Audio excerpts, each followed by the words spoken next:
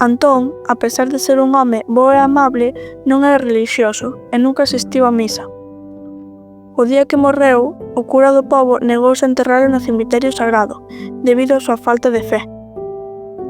Porén, o demo, que presenciara a bondade de Antón na vida, decide intervir.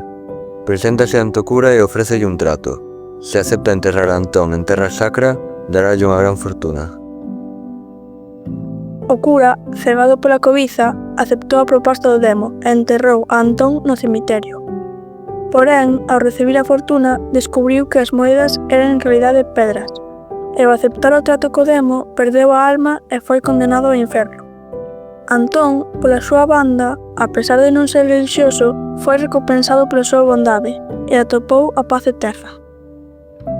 Esta versión da historia ensínanos que a verdadeira riqueza non reside nos bens materiais, senón na bondade e xenerosidade.